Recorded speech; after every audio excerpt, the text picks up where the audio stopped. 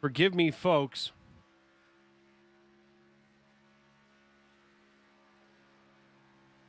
From Daytona Beach, Florida, the Monday Night NASCAR Xfinity Series is ready to go super speedway racing in the Sunshine State.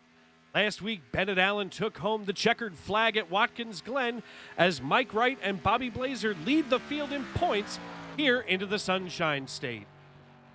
The Monday Night NASCAR Xfinity Series is about to run 100 laps for 250 miles here in the World Center of Racing. I'm Dave Regal, and I'll be with you every step of the way, from the green flag to the checkered flag on the Independence Racing Network. And folks, glad to have you in with us as, got to be honest with you, we're watching qualifying. I didn't realize that the stream had not yet started there. But Corey McDowell already in our YouTube.com live chat saying, let's go thin meat. So whoever Corey McDowell is out there cheering on, good for them. Jeff Carson sitting atop the pile tonight so far as we see Michael Astuto in the Cookout Ford Mustang coming around for his second lap. You can see him holding off that double yellow line just a little here as he is on his second lap. We're also watching Chris Cloud about to finish his second qualifying lap. He gets just on top of that double yellow line and manages to get himself P7 on the leaderboard. Taking a look now at Nicholas Breidenbach in the number 24 Navy Chevrolet Camaro. And, Breidenbach, one of those drivers who, week in and week out is out here to prove himself, and he does so absolutely brilliantly every week. Zachary Vaughn in the number 91 1110 Chevrolet Camaro, finishing his qualifying effort, getting there at P2. And we see last week's winner from Watkins Glen, Mr. Bennett Allen, in the number 3 JCTV Toyota Supra out here in the midst of his second lap. And I'll tell you what, Bennett is one of those drivers where he can't even be considered a wild card. By the way, the number 12 car would be who Thin Meat was, and we'll see the number 12 in just a moment. Brandon Minto, as he is off the track right now. But Bennett Allen, one of those drivers that's not even a wild card at this point in the season, as he has gotten himself to the point where he is one of the usual suspects, generally atop the leaderboard, as he has now gotten himself into P9. Anthony Paggio, or Page as he likes to be called, in the 07 Toyota Supra on his second lap, following Austin Story in the number 23 Toyota as he is out on finishing his lap, getting P13. A couple of notable drivers not in our field tonight, but a big field nonetheless, as we are more than 30 strong, or should be more than 30 strong, when the green flag drops at just a moment. In just a few moments. We see Timothy Kiker in the number 94 Toyota Supra out here on his first lap as he's getting wound up down the backstretch. I'm sure that we'll see him going even quicker on his second lap. But speaking of quick, Chad Sanner here in the number 59 Chevrolet Camaro. I'll tell you what, I was side by side with Chad last night and in the Cup Series myself, and I'll tell you what, he is just a talented driver, a setup builder, kind of a mad scientist if you ask me, and just an all-around great guy. Absolutely always glad to have Chad, there in our pre-race discussion that we generally have. And right now, I do want to try to get a hold of last week's winner, Mr. Bennett Allen, if I could find him.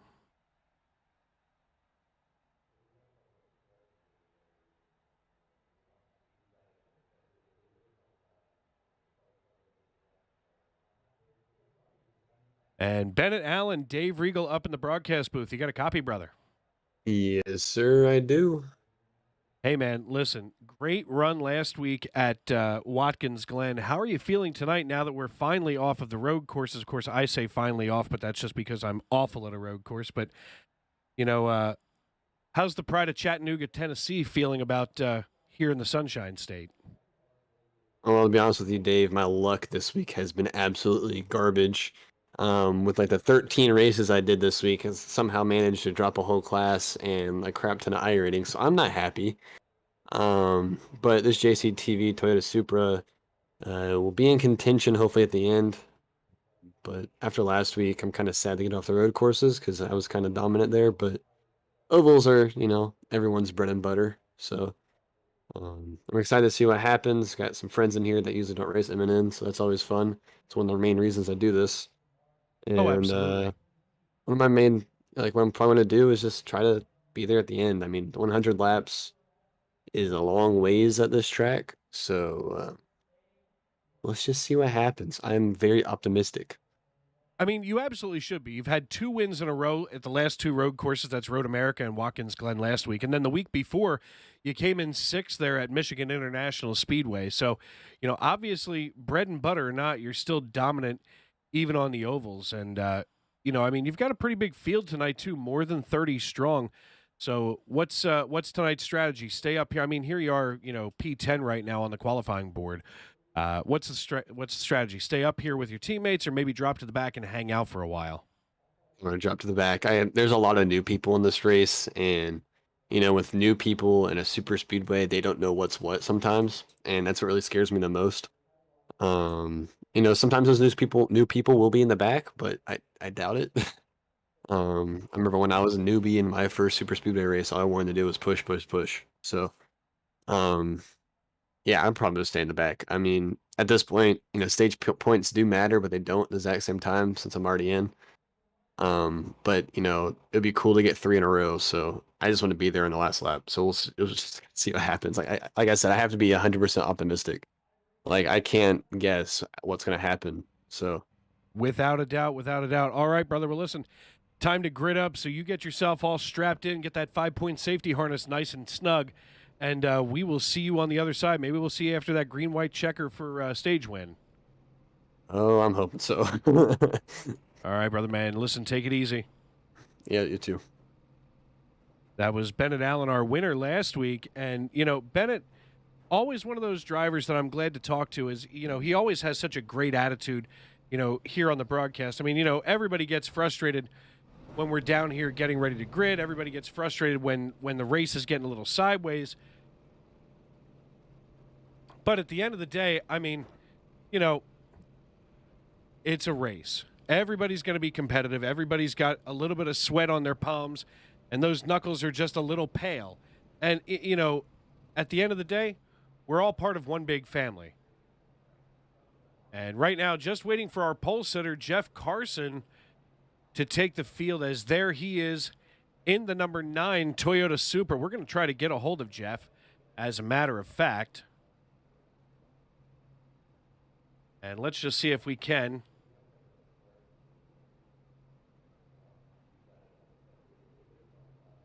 Jeff Carson, Dave Regal up in the broadcast booth. You got a copy, brother? Yeah, I got you, bud. Hey, man, listen, first pole of the season out here. How do you feel up there on the inside of row number 1? Kind of shocked, honestly. I didn't think I'd be here, but with all the fast guys in the field, I figured I'd probably be midfield. Hey, listen, I totally understand it. I mean, listen, here you are from Cross Junction, Virginia, getting ready to take the green flag at Daytona International Speedway. I mean, the number 9 Toyota Supra has been strong all year long as you can get there without getting wrecked. I mean, you've got a big field tonight, 35. Are you thinking about staying up here in the front as long as you can, or maybe dropping back? Originally, my plan was to run in the back until the end, but since I'm up front, I'm gonna run up front until I get shuffled to the back. All right, brother man. Well, listen, good luck out there, and do me a personal favor. Let Bob Nestor know I'm going to need another lap here on our opening. Will do, bud. All right, man. I'm going to send you on back up there to JGR, and glad to have everybody with us tonight as we see this field making its way off of pit road. Jeff Carson on the inside of row 1, your pole sitter, the Cross Junction, Virginia native in the number 9 Napa Auto Parts Toyota Supra. He has partnered up with Zachary Vaughn on the outside of row 1 in the number 91 Chevrolet Camaro. RP Allen in the 03 Toyota Supra has Mike Wright on the outside of row number 2 from Greensboro, North Carolina. Row 3 is Brandon Minto and Chris Claude, your Sunday Night NASCAR Cup Series commissioner. Bennett Allen, I'm sorry about that. There we go. Andrew Jones and Bennett Allen make up row number 4, as row number 5 going to be Aaron Mack and Chad Sanner. From Smithfield, Pennsylvania, Michael Astuto and Anthony Paggio make up row number 6. Row number 7 is your Monday Night NASCAR Xfinity Series Commissioner, Bob Nestor from Lansdale, Pennsylvania, alongside our good buddy Josh Ward from Whiteville in the number 1 Chevrolet Camaro. We will hear from him later this evening.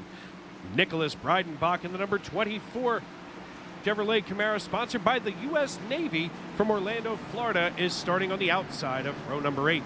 Row number 9 going to be Doug Argabright and Justin Davis, as Corey Burkett and Timothy Kiker.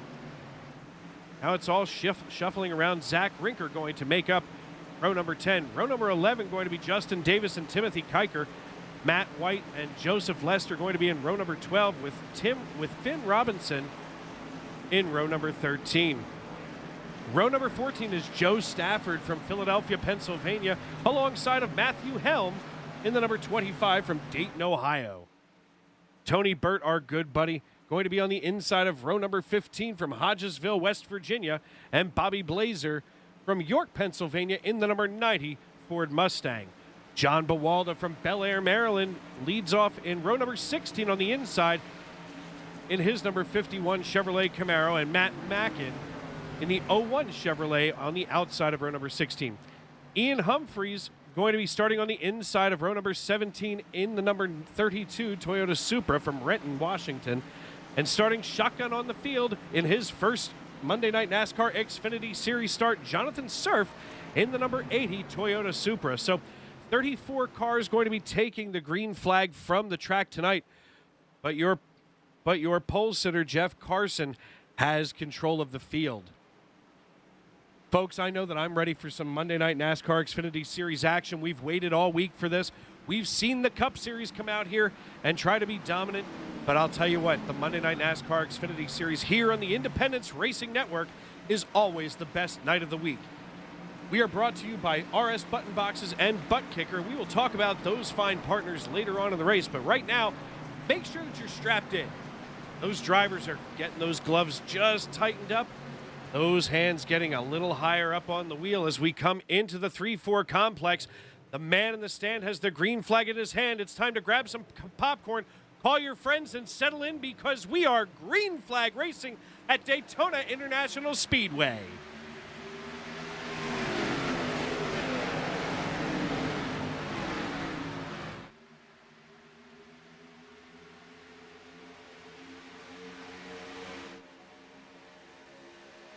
We can see Carson on the low line here leading the number 98 of Mike Wright, your points leader, ever so gingerly through turns 1 and 2. Everybody wants to make it through that first turn and get themselves organized as we are side by side down the backstretch. I've got one driver down here on the apron. Not sure who that is yet, but we'll find out momentarily. Looks like Chad Sanner has been shuffled down to the apron as he is going to have to get back into line if he doesn't want to lose that draft. We are side by side, though, as Mike Wright and Jeff Carson are side by side here. And as they come back to the start-finish line, let's see who's going to get credit for that first lap led. And it looks like Carson gets credit for leading the first lap of tonight's race. We are working our way toward lap number 30 as we have 3 stages of racing tonight. They will be lap number 30, lap number 60, and then, of course, a 40-lap sprint to the end. And, you know, we are very early in tonight's race here on lap 2, brought to you by Butt Kicker and RS Button Boxes. Glad to have everybody in as we do see Andrew T. Jones giving a little bump there to Jeff Carson. And the 91 and the 98 starting to work fairly well together. So everything so far looking pretty civil.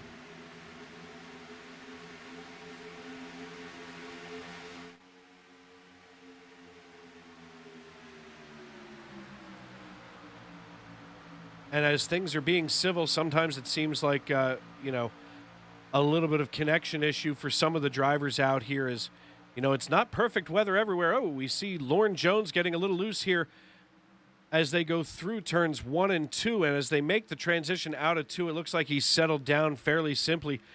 Josh Ward just ahead of him here in the number 1 Chevrolet Camaro, being ever so ginger. But all of a sudden, R.P. Allen, like a knife through this, takes it 3 wide on lap number 3. and shuffles the 64 back behind, and looks like RP Allen going to wisely bring the USAA Toyota Supra back single file behind Jeff Carson, as this is just a little bit too early to be considering going 3 wide.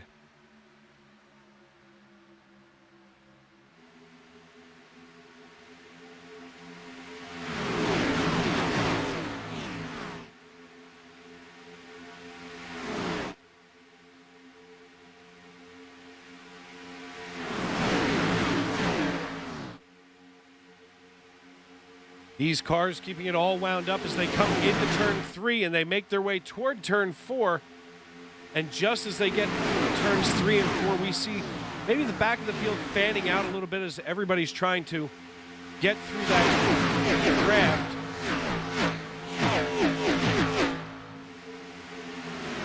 But so far, so good here on lap 5 of 100. Taking a look here at our YouTube chat. Corey McDowell active there, cheering on Brandon Minto. Leo Bonacasa, what's up, buddy? Glad to have you in with us tonight, as looks like he's cheering on MHR and Propel. That's Money House Racing and Propel Racing. Also cheering on Tim. Glad to see Tim's got himself, that would be the number 94 of Timothy Kiker. Then JC is cheering on Go Bennett Allen and the 3 team. And right now we're watching the 03 chasing down the 9 car of Jeff Carson. Jeff not willing to give up any space tonight. And you know what? I got to be honest. Jeff works himself so hard week in and week out, perfecting the setup and making it just right in these cars. And tonight it is all paying off as he is being pushed down the front stretch into turn 1 by RP Allen.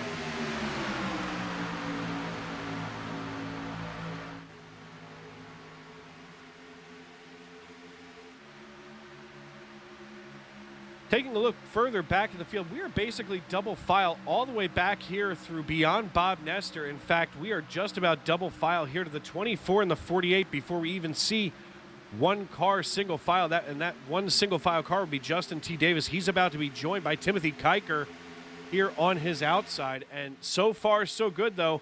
Everybody managing to behave at this point in the race, as the pride of Philadelphia, Pennsylvania, Joe Stafford here in the number 57 Chevrolet, starting to try to organize, stay single file here, as Bobby Blazer up here on the high side in the number 90 Ford Mustang. Sponsored by B-Blaze Vintage here. New paint scheme for Bobby, as I know that he works very hard on these paint schemes. Great looking machine tonight as he is drafting up to the rear of the 34, and that's Jackson Derby just up there in front of him, as now it looks like the 34 has dropped down in front of Nicholas Breidenbach in the 24. So it's 29, 34, 94, 24 all through here before we get to the 90 of Bobby Blazer. Daytona International Speedway, of course, is very hallowed ground in the NASCAR community, and really not just the NASCAR community, but the world racing community. This is where everybody wants to win. It doesn't matter if you're on the road course or if you're up here on the high banks of the superspeedway. There is an extra feather to place in your cap when you win here at Daytona. And, of course, a special place in every fan's heart as turn 4, of course, the place where the late, great Dale Earnhardt had lost his life. And, just so many other stories of people who hold this place as a cathedral of racing.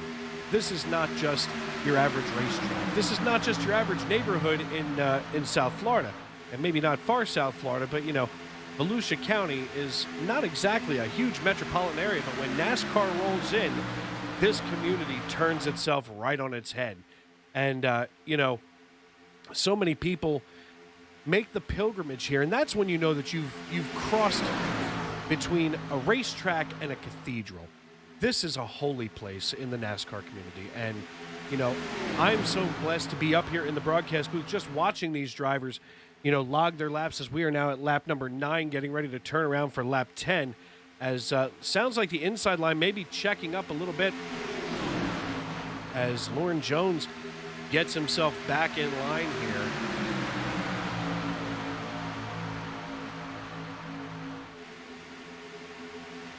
And this is just nonstop racing action, as there is not a single place where we're really just, you know, a couple of drivers cruising around. And so many times you see at a place like this right now. In fact, let's take a look at him, if I can.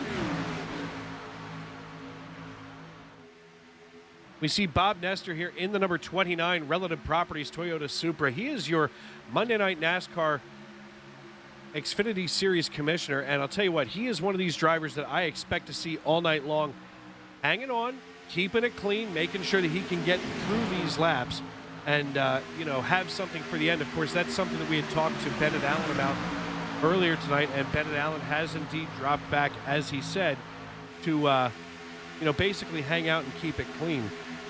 Glad to have Eddie Ariano in here. Yo, that's my boy, number 12, Thin Meat.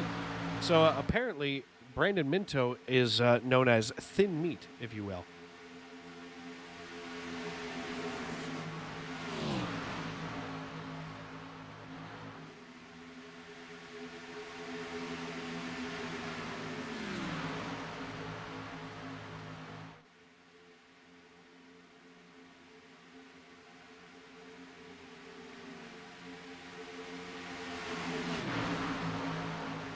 Taking a look at Brandon Minto here as he has worked himself up one position from where he had started in the number 12 Chevrolet Camaro out of Norman, Oklahoma. And Brandon Minto always bringing it up here for upside on his Chevrolet. And, you know, one of the things about Brandon is he will keep it pretty clean most of the night. You know, he's not out here with the hammer and tongs early. I mean, you know, later on in the race, you really can't blame anybody for getting heated. But Minto tonight out here to try to, I don't even want to say survive, so to speak, as they come into turn 3 and 4. You know, he is out here to win, and he's out here to win clean, as these drivers, so many of them are trying to win clean.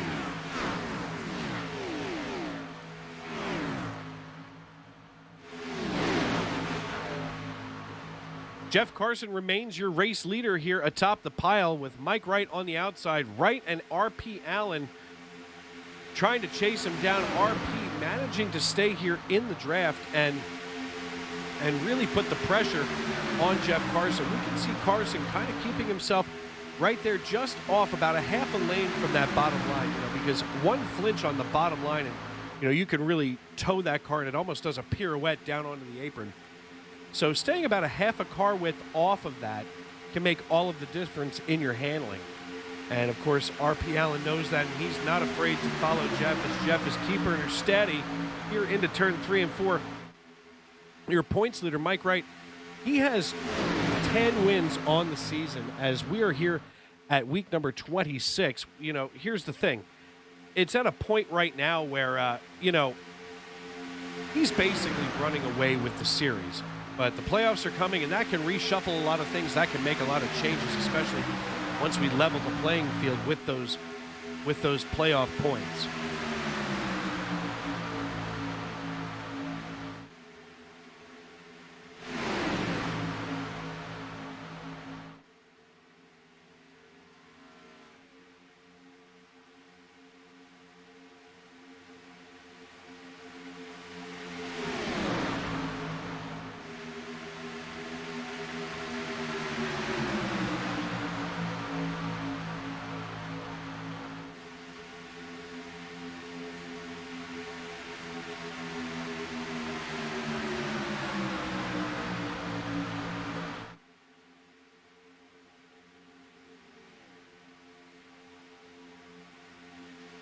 Jeff Carson, Mike Wright, R.P. Allen, Zachary Vaughn, and Chris Claude, your top 5. Chris Claude, your Sunday Night NASCAR Cup Series commissioner, has the number 10 Dasani Water Toyota Supra, all kinds of cranked up here. And, you know, here's the deal with Chris. He is one of those drivers where, you know, he manages to keep it clean week in and week out. And he's gotten himself into the playoffs pretty deep in both the Cup Series and here in the Xfinity Series. You know, if the playoffs were to begin today in the Xfinity Series, and we see Chris kind of wobbling around behind the 03 of R.P. Allen, but Chris always manages to keep that car clean. And you know, I would have to say that if you ever did manage to get damage on the 10 car, it's usually not his fault. It's usually you know, kind of a product of the environment, as you know, things can get a little hairy here in the Monday Night NASCAR Xfinity Series. Taking a look at Josh Ward running side by side with the 48 of Matt White, and Matt managing to get himself now up 16 positions. He's your biggest mover of the evening here in the 48 JCB Chevrolet Camaro, as he is now running in 10th position. So if the stage were to end right now, as we are halfway through stage one, wow, Chad Sanner about to be put a lap down as he is now battling it out, staying down. This could be dangerous, as everybody managing to navigate around Sanner as he's down here on the apron, and at the speed that he's carrying, my goodness, that can get real ugly real fast if he gets loose coming back up onto the racing surface in the middle of the turn. But, you know, once again, Chad Sanner, one of those kind of drivers that, you know, he is just always there. He's kind of a mad scientist of sorts, you know, building those race setups week in and week out.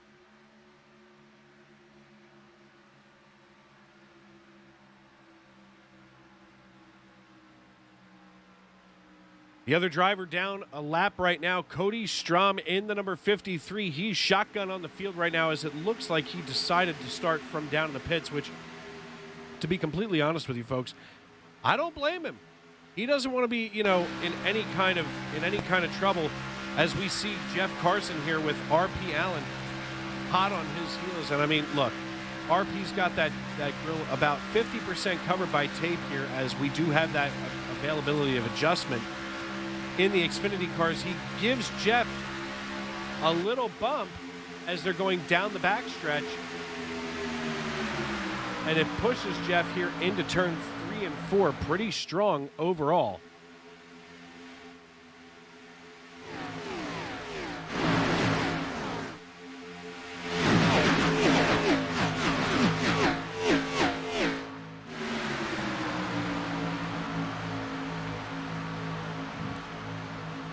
Bob Nestor hanging on back in 11th position right now. He's being chased down by Joseph Lester in the 18 Toyota Supra. Joseph did not have the finish that he wanted last night in the Davis Brothers Roofing Sunday Night NASCAR Cup Series. But needless to say, he is back at it again. And, you know, Joseph is a Sunday Night NASCAR, basically the SNN family of racing. He's kind of a veteran here, even at the young age that he is. Just a high school kid himself. You know, here he should be probably doing homework, but you know what? His dad, Damon, heck of a racer, heck of a broadcaster, so I'm sure Damon's out there cheering on his son. And folks, speaking of cheering on, let us know in the live chat who you're pulling for tonight. If you're just tuning in on youtube.com, make sure that you subscribe, turn on those bell notifications, and give us a thumbs up so that we know that you're watching, so we know that we're making a difference. And you know, we're hanging out tonight, as you know. Whoa, the 39 just sniffing the rear end of Lester, as Lester drops down in front of Breidenbach in the 24. I'm sure that was a Code Brown moment for the 24, as we are on lap number 20 of 100, working our way to lap number 30, as that will be the end of stage number 1. A total of 100 laps at 2.5 miles makes for 250 miles here at Daytona International Speedway. Right now, Jeff Carson, your race leader, with Mike Wright hot on his trail on the outside. And it looks like this time, Jeff Carson winds up leading lap number 20, as we are now on lap number 21. So they are going to be side by side all night, it seems. And you know what? As far as from a racing perspective, that can get pretty exciting. I mean, you know, you don't want to be riding around bored out of your skull.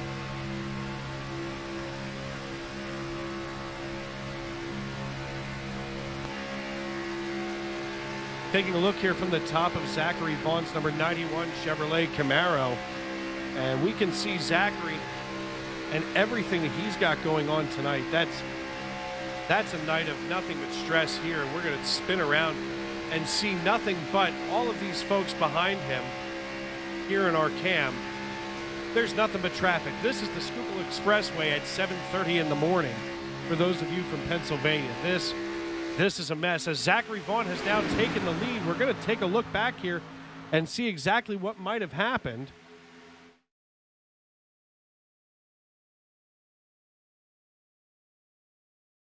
And we see Zachary Vaughn basically getting the push from Brandon Minto. And as soon as Minto gets him around Carson, Zachary Vaughn just dumps down in front of Carson and takes the lead away.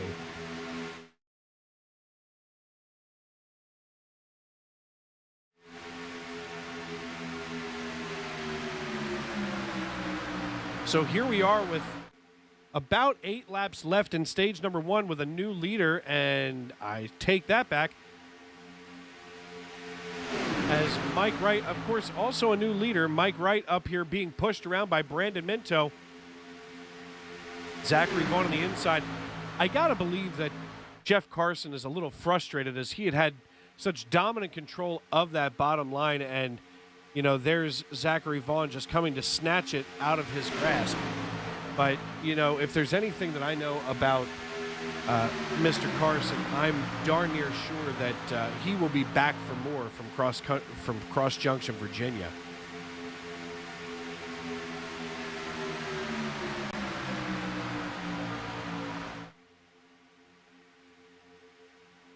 So, folks, seems like a good time, and we're going to do so. Oh, Michaela Paggio says, let's go, Paggio. So, thank you for being in with us, Michaela, and hope that you're enjoying the broadcast. Folks, we're going to stay with you side by side, but pay some bills here on the Independence Racing Network.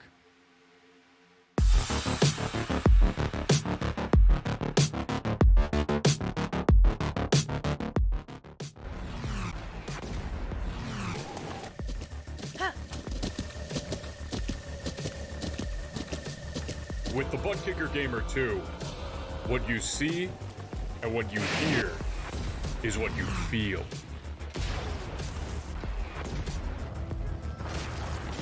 Butt Kicker. The future is feeling.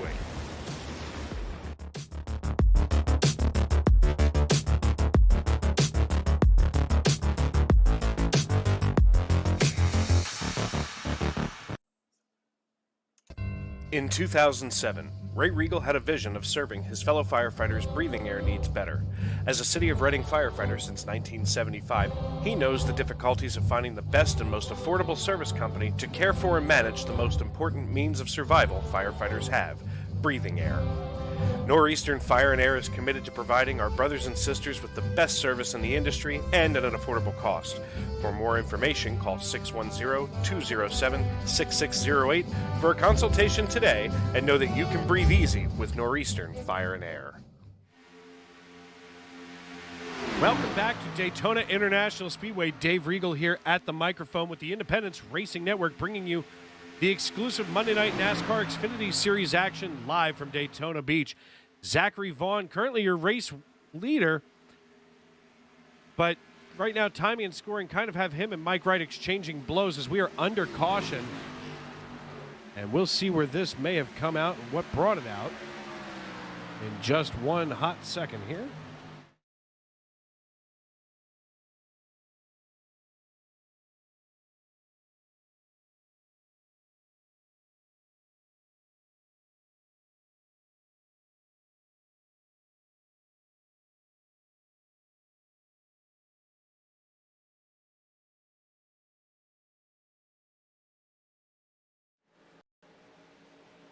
Trying to find what might have brought that out, as there was all kinds of mayhem, but I don't see anything. Oh, here we go. Bear with me, folks, as I'm looking to find what might have brought out this caution. I think I see it. And we'll take a look back here at Timothy Kiker.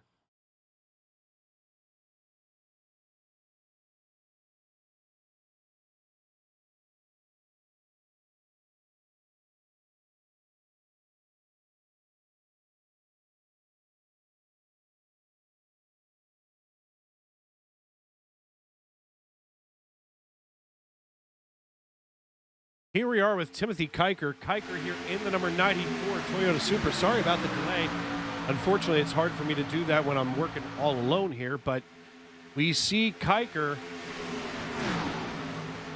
get to the chop. Oh, Kiker rubs the wall and just gets yeeted.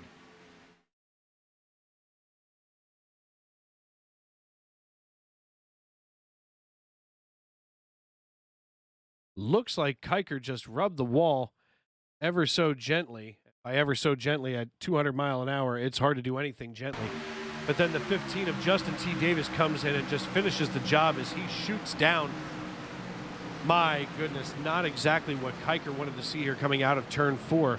But race control declaring that that will be the end of stage number 1. So things going to be a little different, as looks like Jeff Carson was our stage winner. We'll take a look as Jeff Carson manages to get it all wound up, getting out of the pits. We're going to get a hold of him here.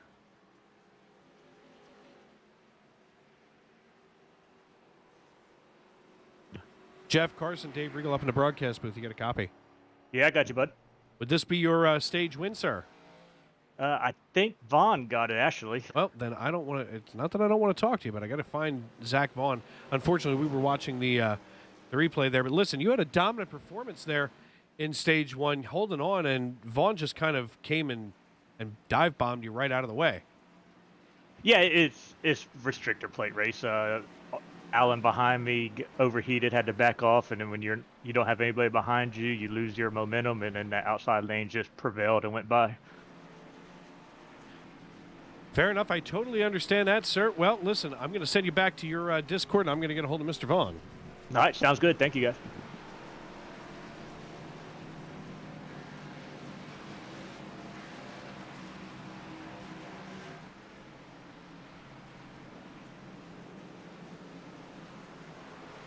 Zach Vaughn, Dave Regal up in the broadcast booth. You get a copy? I do. Got you there, Dave. Young man, I do apologize. It seemed that I had accidentally thought that Jeff Carson had the stage, but it turned out you did. I did. Went pretty good there. Started P2. Mike Wright jumped right out in front of me. And I was pretty excited to get to run with him.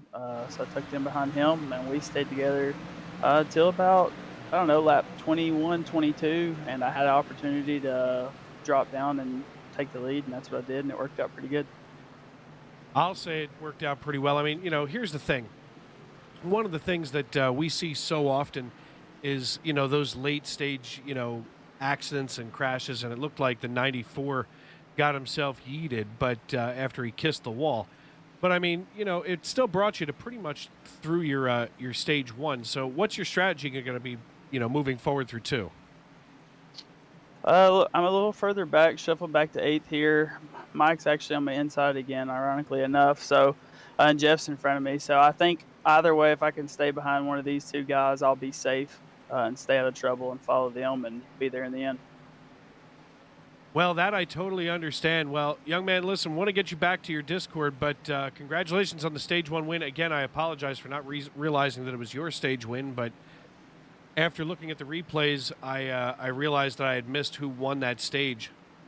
Sweet. Hey, no problem. Shout out 1110 Mods and Clayton Davis for this sweet paint I got. All right, brother man, take it easy. Thanks. That was Zach Vaughn, and as we get ready to look at the restart order, Austin Story going to be sitting atop the pile. The iRacing.com pace car dives down pit road. Going to be Story, Ward, Lester, Stafford, and Rinker, your top 5, the green flag waves. And stage number 2 is underway at Daytona International Speedway.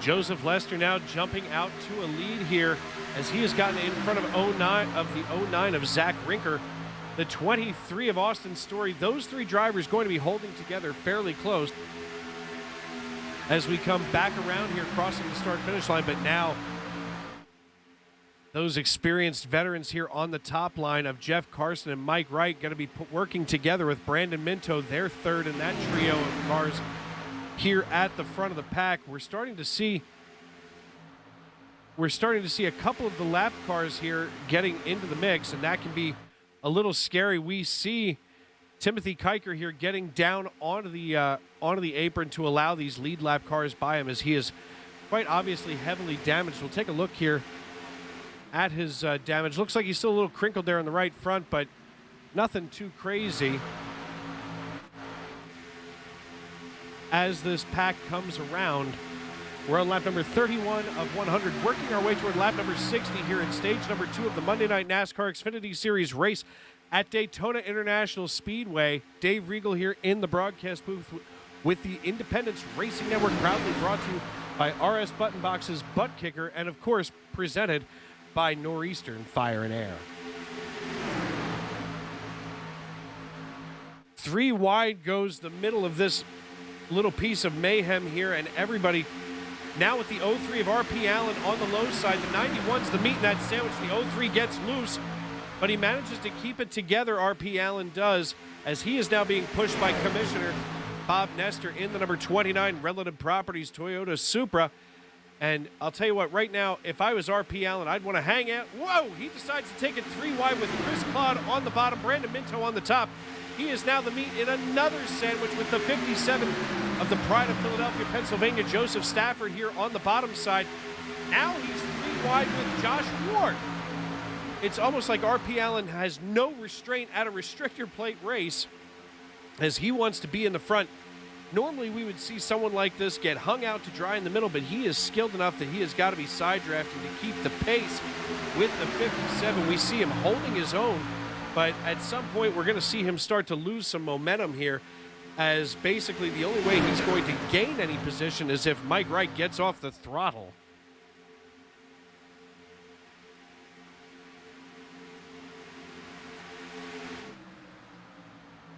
And we see Mike Wright get off the throttle, check up just a hair as we're on lap number 34. And they finally go back double file. That had to be stressful, and I'm sure for many of these drivers that, you know, so early on don't want to be in any kind of a mess. You know, they've got to be relieved to finally see RP Allen get himself back in line, as he is now being bump drafted by the, what looks to be, my goodness, by the 98 of Mike Wright. That leaves Zach Rinker up top as now the front 5. That top 5 up here all running single file. First car side by side is Mr. Chris Claude in the number 10 Dasani Toyota Supra. And that Dasani Watermobile is out there holding his own against RP Allen and Mike Wright. And right now Chris has to be white-knuckled as a son of a gun trying to hold it together. We see Robert Nestor kind of drifting up a little bit toward that Great Clips Toyota Supra driven by Doug Argabright. They managed to keep it all together here with 35 laps of 100 complete, working our way toward lap number 60.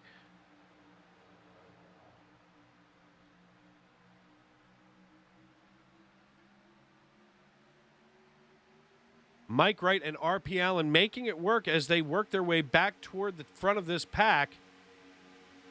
And the two of them being able to hold off a 5-car pack, and not only holding it off, but drafting their way up alongside that 5-car pack. Something very impressive for anybody at any level of racing, whether it's simulated or not, to be able to do. And we now see RP Allen being scored in that 4th position,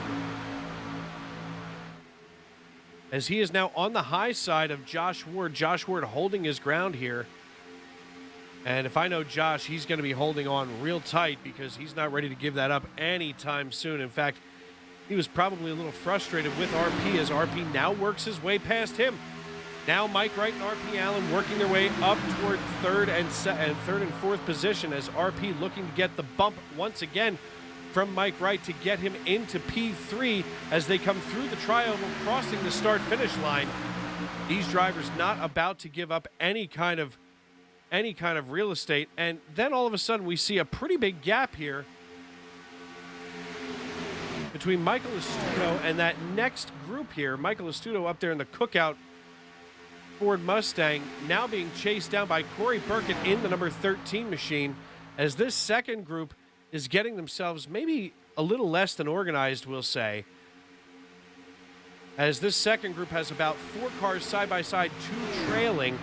unless they get single file, they're really not going to be able to make up too much distance, as we do see the 3-car JCTV Chevrolet Toyota Supra of Bennett Allen getting behind the 34 of Jackson Derby. And now Jackson drafting right behind the 13 of Corey Burkett. And that second group finally getting themselves organized.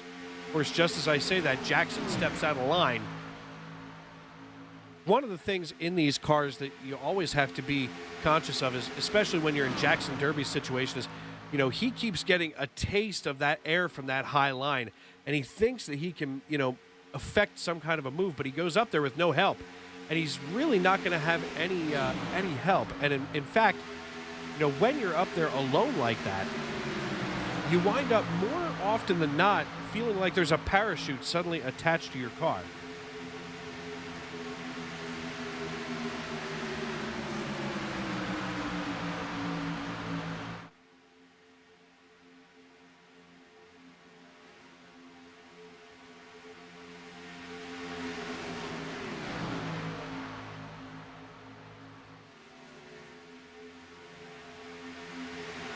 We're 3 wide again with the great clips, 38 of Doug Argerbright, the meat in this sandwich, as that has now gotten itself organized. But now Brandon Minto, the middle between Chris Claude. My goodness, this is a mess. It looks like Bob Nestor, Brandon Minto, Doug Argerbright 3 wide. Then we have Jeff Carson, Bobby Blazer, and R.P. Allen 3 wide.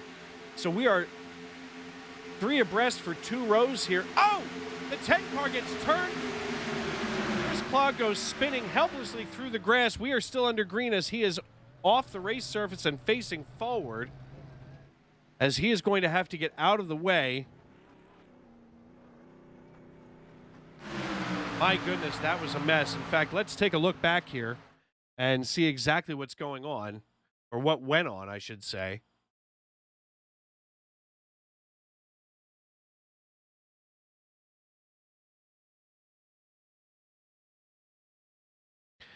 And we're taking a look here at the 10 car of Chris Claude right there in the middle. And we see Bob Nestor, his teammate, just behind him. The 25, a slow car, manages to catch the left rear of Chris and just spins him right out of the way. Of course, the 25 of Matthew Helm already down a lap. So Chris can't be happy that that comes out of the slow car.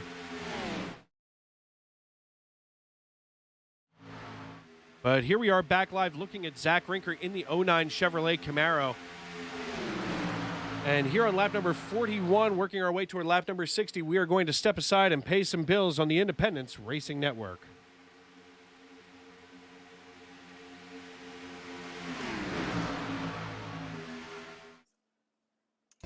In 2007, Ray Regal had a vision of serving his fellow firefighters' breathing air needs better. As a City of Reading firefighter since 1975, he knows the difficulties of finding the best and most affordable service company to care for and manage the most important means of survival firefighters have: breathing air. Northeastern Fire and Air is committed to providing our brothers and sisters with the best service in the industry and at an affordable cost.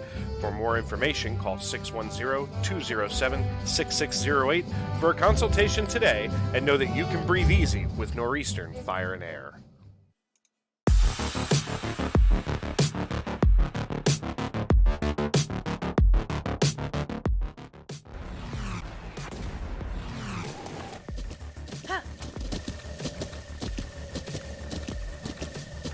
With the Butt Kicker Gamer 2, what you see and what you hear is what you feel.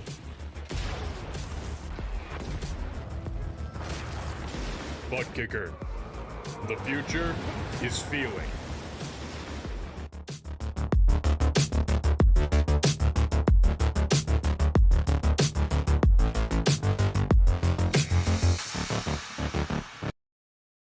I know belts and hoses, not X and O's. I do O2 sensors, but not defenses. Yeah, I make a right call to keep your car in the game. Don't even need a playbook, it's all in my brain. Fuel injectors, alternators, radiators too. It's who I am, it's what I do. Never know how. Never know how.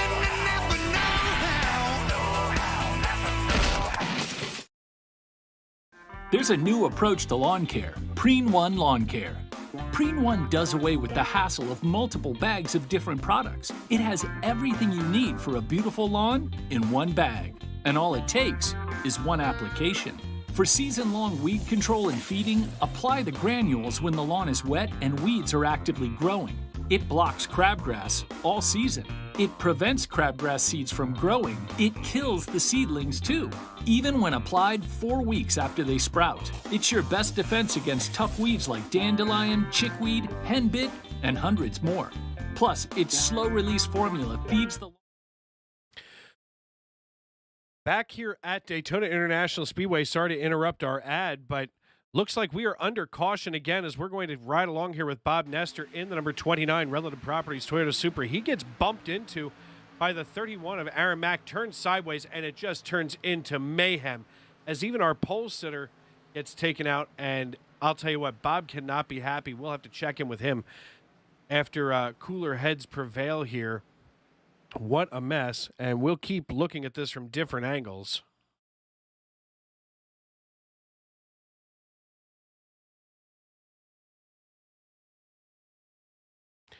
And we can see here from this angle in our drone cam, the 31 just coming down, getting into the 29. The 29 sends him up into the 31.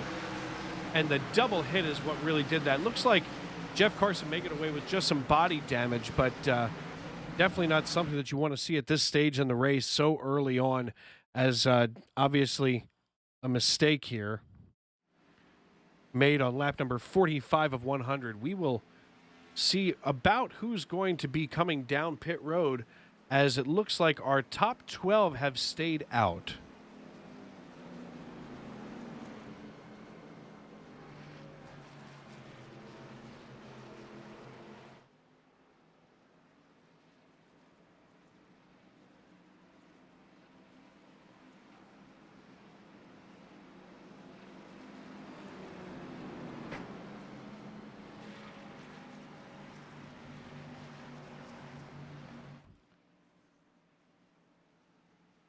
And getting a hold of Bob Nestor down at the Infield Care Center. Bob Nestor, Dave Riegel up in the broadcast booth. You got a copy?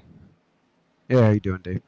Hey, man, listen, take us through that with the 31. What exactly went down up there? Yeah, he took it 3 wide for whatever reason he had to gain a position to 10th or whatever. Not sure. What kind of damage do you have there on the number 29? My RPMs are down 200. I got 4 minutes of repair that I'm not going to be able to get done right away. I got to do it in spurts, so we'll see how much of that I can get back. All right, brother. Well, listen, get out there, get rolling, and we'll see you on the other side. All right, brother.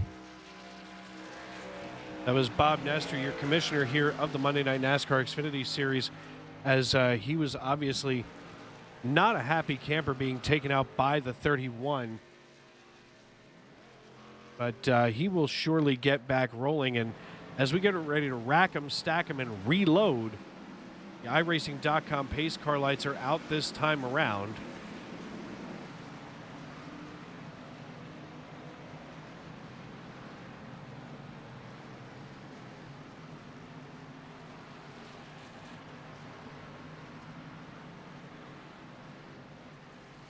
And as we get reset, Zach Rinker, Joseph Lester, Austin Story, Josh Ward, Joseph Stafford, Mike Wright, R.P. Allen, Michael Astuto, Zachary Vaughn, and Finn Robinson, your top 10, as the iRacing.com pace car brings them out of the 3-4 complex.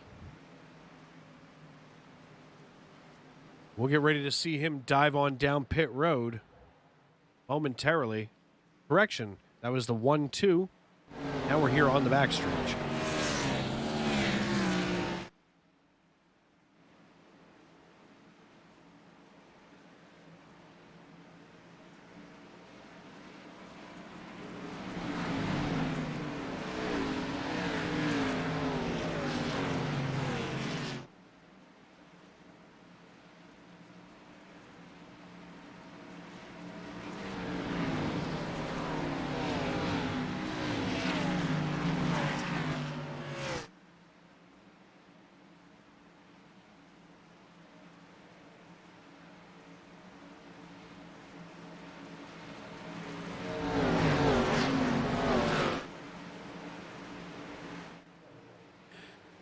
The iRacing.com pace car dives down pit road. The green flag waves, and we are back underway as Zach Rinker takes them across the start-finish line, gets himself a pretty good jump, but maybe too good of a jump, as that can always lead to trouble when you're out there that much alone, especially with a 3-car train behind you ready to get a hold of you.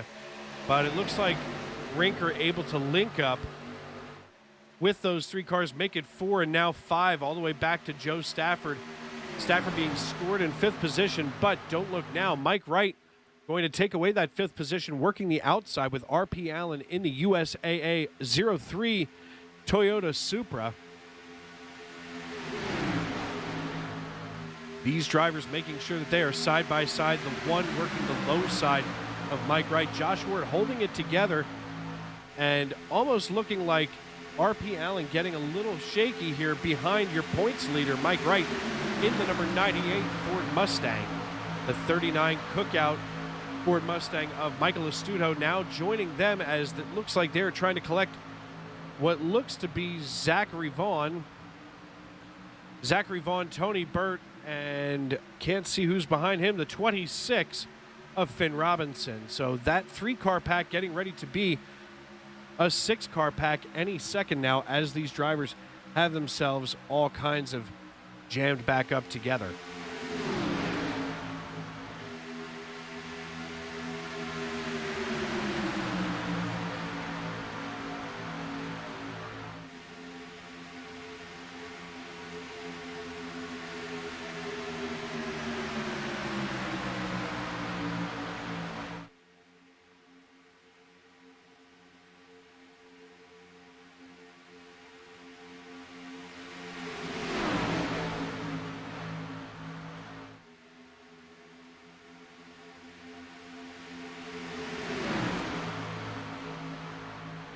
That low line starting to get themselves a little bit more organized here on lap number 49 of 100, as we're working our way toward lap number 60. At the conclusion of lap number 60, we will have that competition caution to end stage number 2, and we'll see who wins that stage, that second stage, just after we hear from our good friends over at Preen Lawn Care. There's a new approach to lawn care, Preen One Lawn Care. Preen One does away with the hassle of multiple bags of different products. It has everything you need for a beautiful lawn in one bag. And all it takes is one application. For season-long weed control and feeding, apply the granules when the lawn is wet and weeds are actively growing. I know belts and hoses, not X and O's. I do O2 sensors, but not defenses. Yeah, I make a right call to keep your car in the game. Don't even need a playbook, it's all in my brain. Fuel injectors, alternators, radiators too. It's who I am, it's what I do. Never know how. Never know how. There's a new approach to lawn care, Preen One Lawn Care. Preen One does away with the hassle of multiple bags of different products. It has everything you need for a beautiful lawn in one bag. And all it takes is one application. For season-long weed control and feeding, apply the granules when the lawn is wet and weeds are actively growing. It blocks crabgrass all season. It prevents crabgrass seeds from growing. It kills the seedlings too, even when applied 4 weeks after they sprout. It's your best defense against tough weeds like dandelion, chickweed, henbit, and hundreds more. Plus, its slow-release formula feeds the lawn evenly for months to build stronger roots for maximum heat and drought resistance. Preen One delivers convenience and better performance in one package with one application. Spend more time enjoying your lawn and less time working on it. Preen One, and it's done. It's a lawn dream come true. 52 laps complete of 100 here, working our way toward lap number 60, and that stage break that we're all looking for. Zach Rinker, your race leader in the Monday Night NASCAR Xfinity Series here at Daytona International Speedway. Dan D in our YouTube.com live feed saying, got yeeted, and apparently gets yeeted based announcer. Yes, I do like the term. I've kind of grown to accept it, to be fair. But I'll find another word if that makes you happy out there, Corey McDowell. But right now, taking a look at the side-by-side action between Josh Ward and Mike Wright. These two drivers have been side by side for some time now, and now it looks like R.P. Allen pushing Mike Wright up here, trying to get himself behind Austin Story, and it looks like Mike Wright trying to stay on that outside line. He's not really looking to parallel park between the 23 and the 1, as that window is now closing. And it has, in effect, closed right now. But speaking of closing, it looks like Michael Astudo closing in now on the rear bumper of R.P. Allen in the 03 USAA Chevrolet Camaro. And so far, so good for that machine. Speaking of so far, so good, Tony Burt, our good friend, and, I got to tell you, my brother right here, in the number 4 trackbookings.com Chevrolet Camaro out of Hodgesville, West Virginia, is all kinds of hot right now, as he is up 20 positions from where he had started, running in 12th right now. So when you can work your way from 32nd all the way up to 20, you know that you're a talented race car driver. No matter where you're from or no matter who you are, you can get it done. And, Tony has quite a setup there at home that he's racing from right now. You can see it there in his profile picture from our overlay. And he has himself an entire car as his racing rig at home. Some of us lucky enough to be how we are, with just a regular computer, maybe a monitor or 3. Tony has an entire sim rig set up in a garage. So the man definitely has invested a lot of time, and it's paying off now as he is up 19 positions. And speaking of 19 positions, also Joe Stafford, one of our big movers tonight in the 57 Chevrolet out of Philadelphia, Pennsylvania, as well as Joseph Lester from Damascus, Virginia. And you know what? Joseph Lester, one heck of a driver up here in the 18 car, as he is now pushing the bejesus out of the 09 of Zach Rinker. They have worked together to get up to where they are. Zach Rinker, the biggest mover of the race, up 23 positions, having started back in 24th. Now leading this piece as he is about to be challenged by Joseph Lester on the outside. Joseph managing to get side by side now with Austin Story, and these two drivers highly competitive. And as we're here in the final 5 laps of stage number 2, we're going to see things get heated up between them.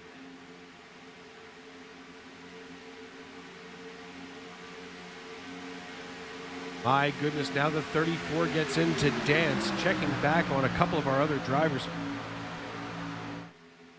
Chris Claude in the number 10 Dasani Water Toyota Supra, trying to hold it together behind the 07 of Anthony Paggio. Paggio having a little bit of damage here on the rear of his Toyota. We're also looking for the 29 machine of Bob Nestor, who is obviously down getting some repairs.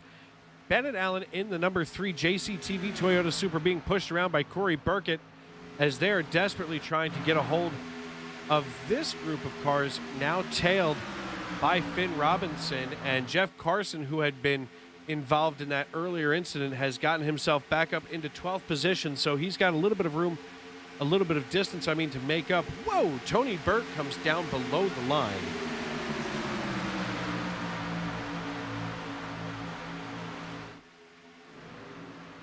Not real sure exactly what happened to Tony. We're going to take a run back and look at it.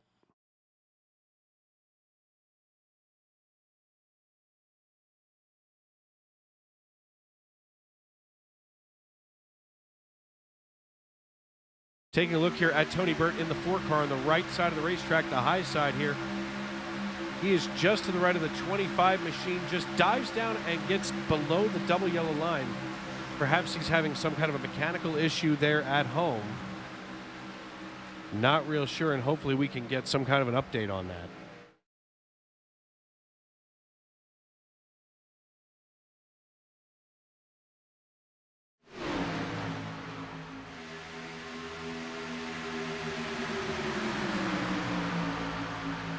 Watching Jeff Carson here, your pole sitter, work his way around here in 12th position on the low side of Zachary Vaughn.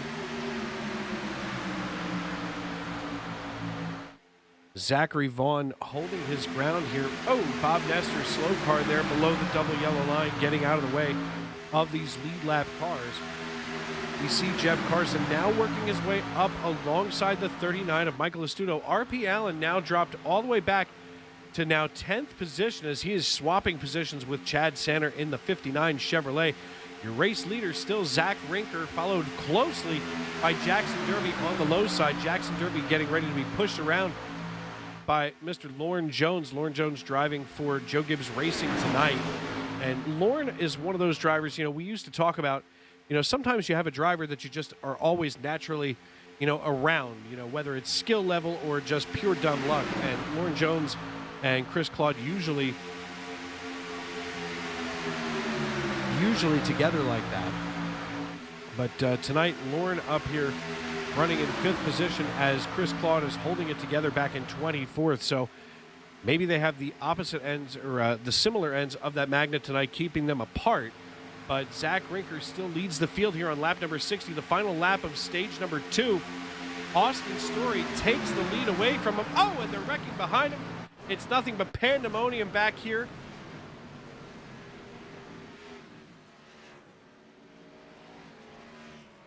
My goodness, that will bring Zach Rinker around as they cross the start-finish line. Zach Rinker looks to be, nope, Austin Story, your stage number 2 winner, and we will talk to him in just a moment. But we want to take a look here at whatever happened with R.P. Allen. And R.P. Allen, as everybody, it appears, is hooting and hollering on race radio. So we're going to take a look right here and see exactly what might have gone on. We're going to go right here to the chopper, as we so often do, because I think the chopper cam just gives us a great vantage point from high above the race. We see R.P. Allen here in the 03 as they get ready to go into turn 3. He gets ready to take it 3 wide. Lauren Jones getting the least of it, to be completely honest. But R.P. Allen looks to take it 3 wide for about the 87th time this race. Wrecks the 98, the 57, the 1, the 91. My goodness. My goodness. Let's take a look at that from Mike Wright's perspective, shall we?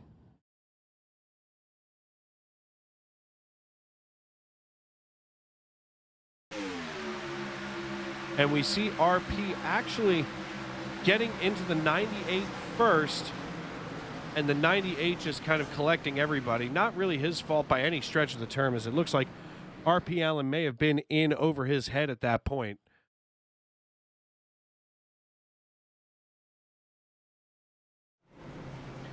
So we are going to touch base here with Austin Story, your stage 2 winner.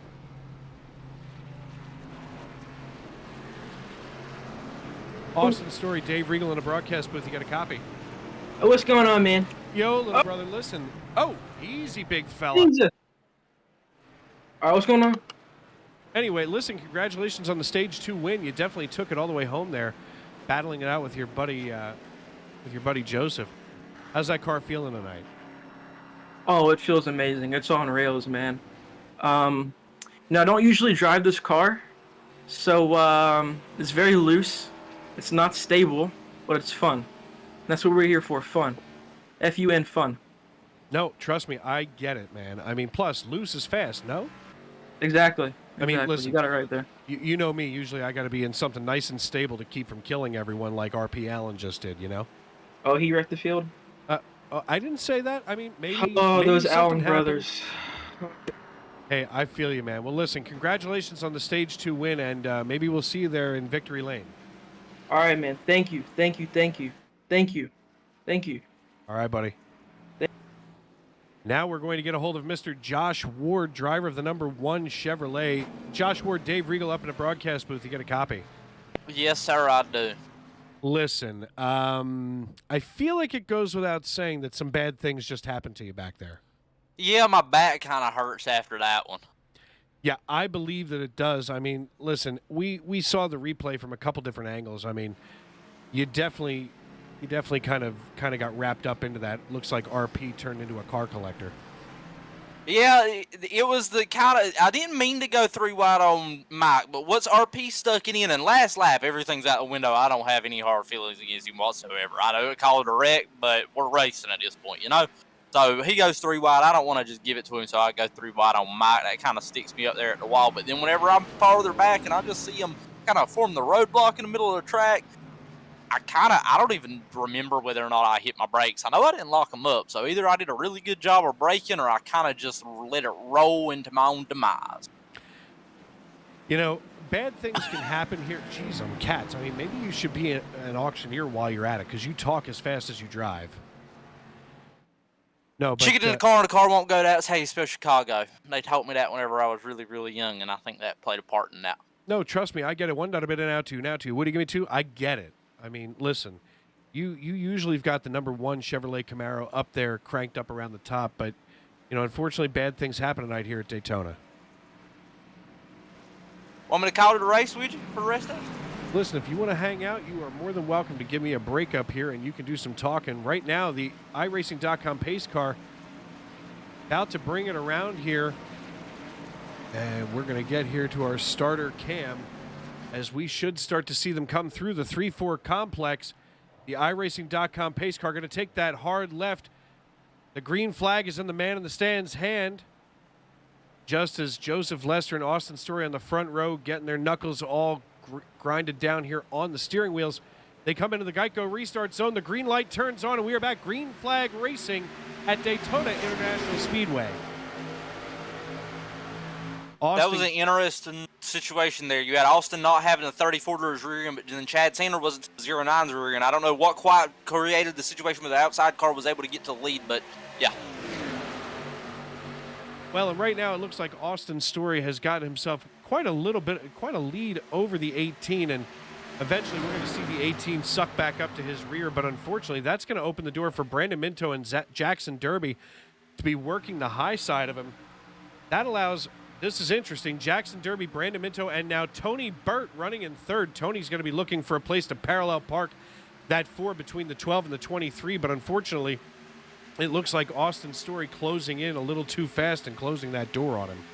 Fuel saving. That's what's going on right now from the group of the 23, 18, 09. I know for a fact that the 23 and 18 are on Money House Racing. The 09 is in an alliance with the Money House Racing tonight.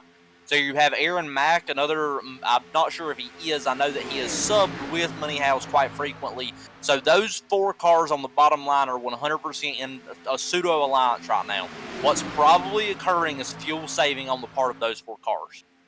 Well, fuel saving, of course, here in the final stage, always a key. I mean, you know, you're at the point, I mean, last night in Cup Series, I mean, we were running half throttle and sometimes even less depending on the run that you were getting for a fairly good portion of the race. Now, tell us about how these, you know, these Xfinity cars handle, especially when you're only running half and 3/4 throttle.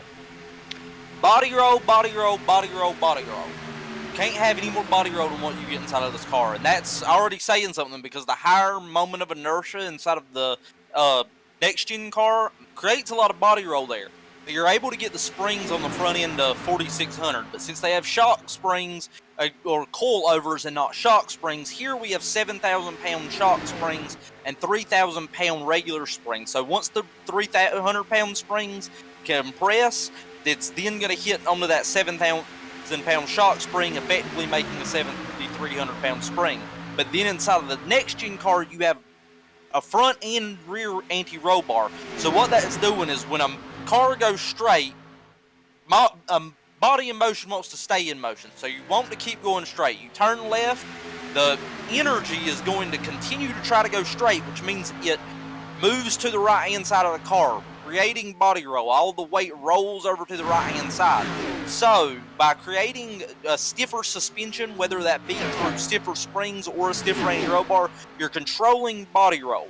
Body roll makes you looser if you have more on the front, tighter if you have more on the rear. It's called compliance inside on the road course side, but here inside of the Xfinity car, you just have so much body roll at all times. It almost creates a dead zone in the center of your steering wheel, and you probably noticed a little bit of a dead zone inside of the next gen car.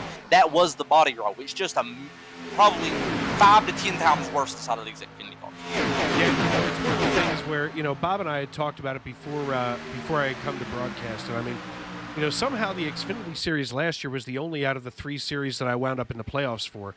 They're my least favorite car, but I guess that made me work a little bit harder at keeping it on the track. And these cars have so much torque at the rear end that a lot of times on one of the intermediate tracks, you're worried about that rear end snapping out on you, but that does not seem the case here at a super speedway like Daytona.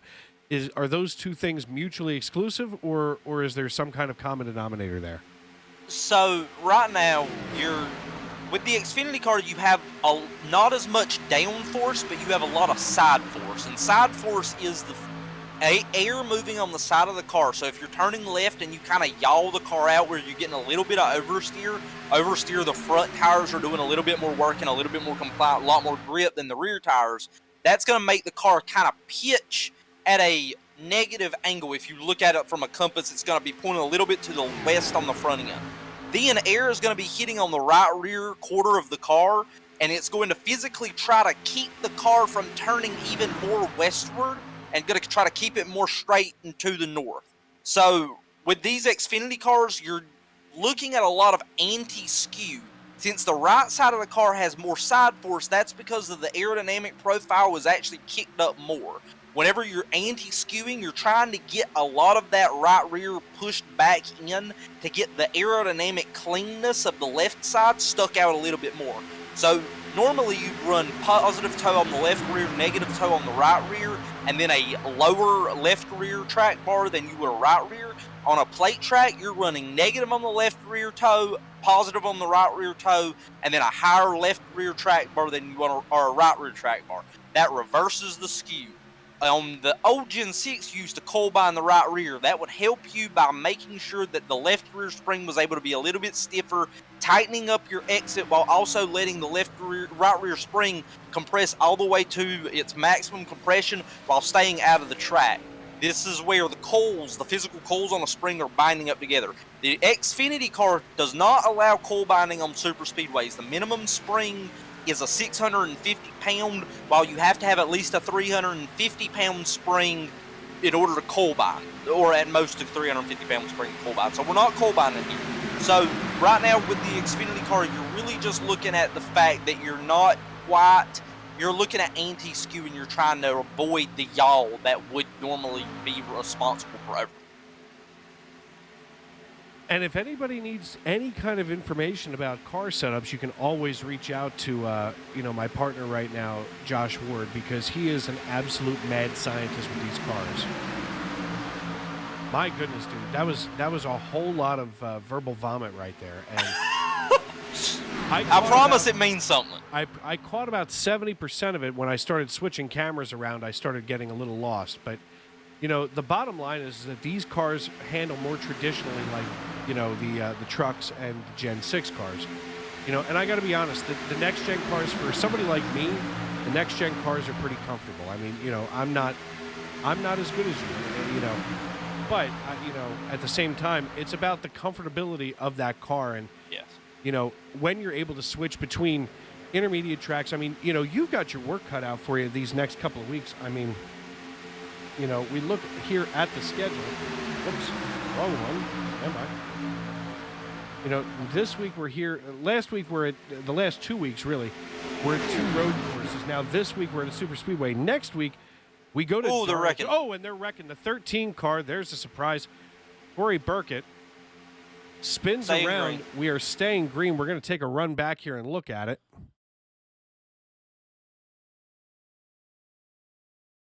And we're going to take a look right here at the 13 car running the bottom here underneath the 26, and it looks like he just gets himself caught in some bad air, and he and the 25 just get together, and he backs it into the inside wall just before pit road.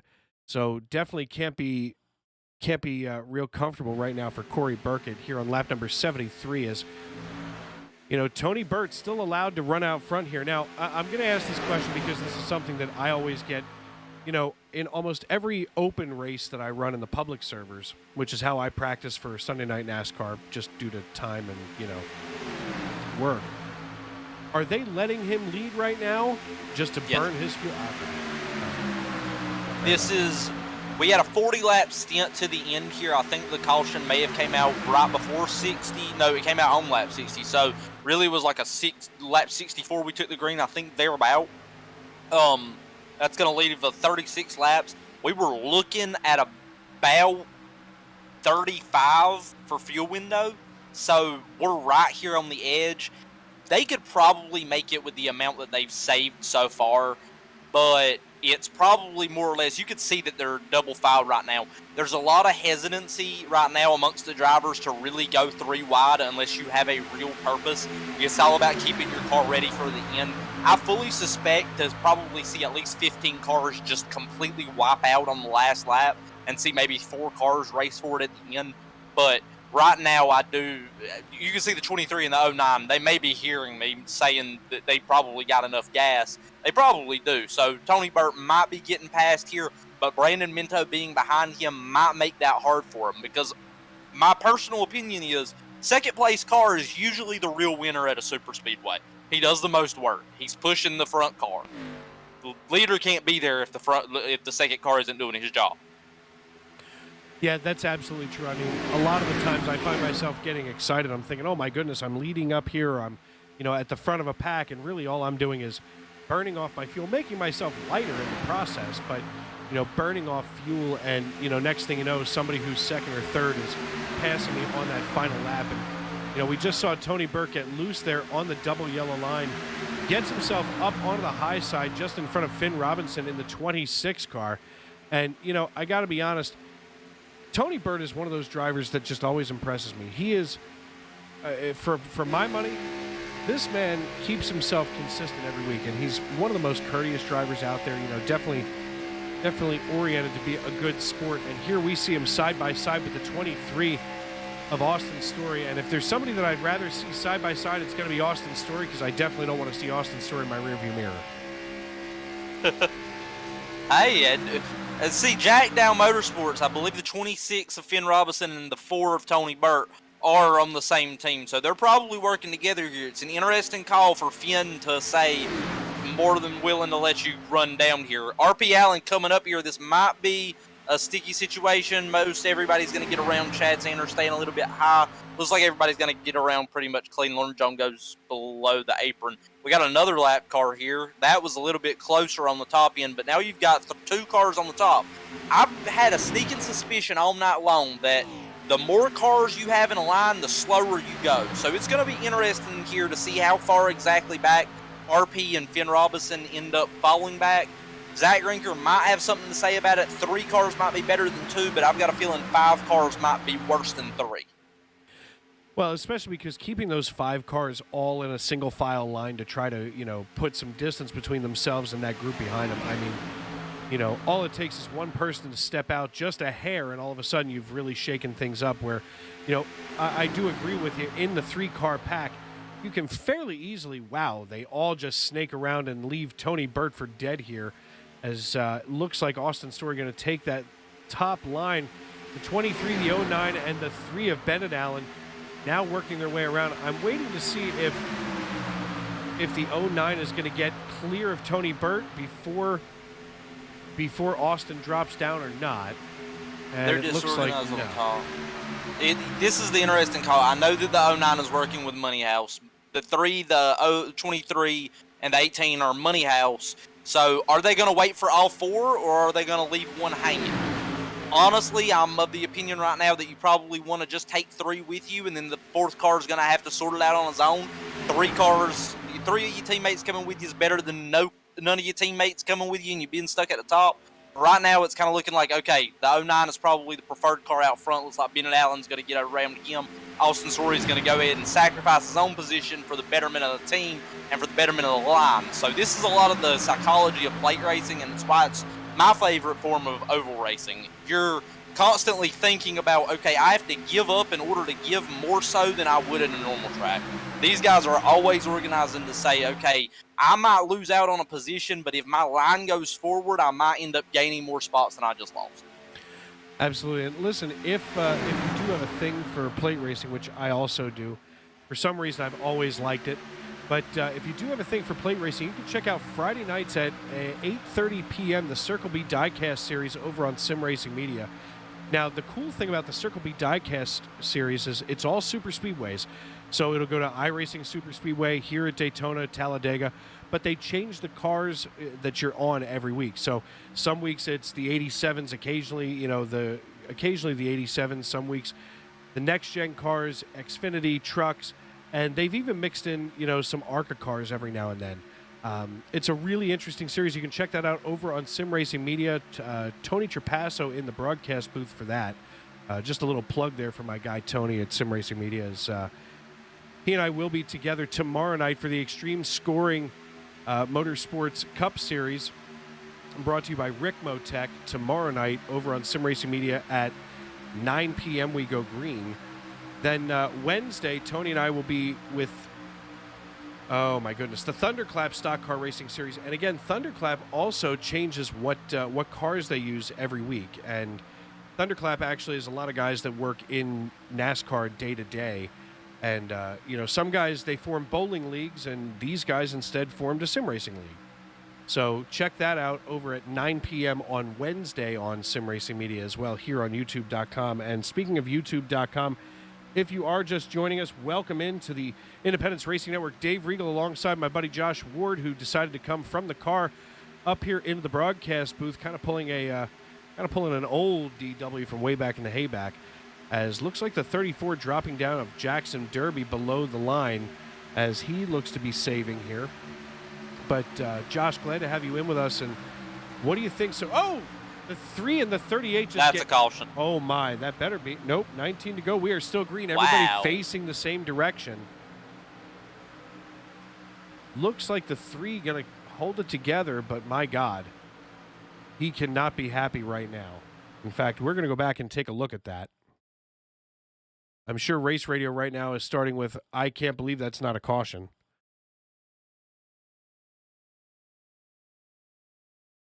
Taking a look here at the 3 car, we're going to go right here to the chopper cam. And we see the 3 on the right side of your screen, on the high side. The 38 of Doug Argabright just comes up into him, almost looks a little bit, I don't want to say it too soon, but it almost looked like netcode. Nope, maybe close. What do you think, Josh? 100 miles an hour, netcode's going to be a factor. A lot of the time it's more so when you're pushing. It's more than likely going to have some netcode attributed to it, so I'm going to have to agree with you. And folks, just to explain a little bit about what netcode is here on iRacing.com, netcode basically is the simulation assuming what's going to happen, and sometimes it reacts a little too soon, where maybe you thought that you could recover, but by then the simulation decided you were going to wreck, and it basically wrecks you for yourself. My goodness. Well, Tony Burt leads the pack here with Aaron Mack close behind. Everybody last coming on lap number 61. So what do you think as far as fuel consumption here, Josh? I mean, it's getting close with 17 to go. I personally feel like they've got it if they were going to have it. Honestly, the only person I might be worried about is Tony Burt. He's been up front for a really long time, but right now it don't look like anybody either wants to get around him or can get around him. And I've seen him try, but it always seems like he comes back to the top. He might win this race. I mean, we've talked about it 1,000 times, not just on our broadcasts here at Independence Racing Network or Sim Racing Media, but, they've talked about it in real life as well. I mean, Super Speedway is often known as kind of a wild card track. I mean, here we are 3 wide with the 26 between. Spot. My God. That was almost. This is a mess. Yeah. Wow. Chris has to be up there soiling himself in the seat, as he was just trying to stay out of the line of fire. It looks like Joseph Lester managed just to cut right through there like a hot knife through cheese as they come back onto the front stretch. But anyway, like I was saying, Super Speedway is often known as kind of a wild card track because you can just have a nose for it like you do, Josh, where you know exactly where to be and what the probabilities are on a Super Speedway, where that's how we've seen so many first-time winners at Daytona itself. There's a knack for it, and then there's luck. And Dale Earnhardt said it's Better to be lucky than it is good. Right. Or something close to that, right? No, yeah, he was right, or you were right. Yeah.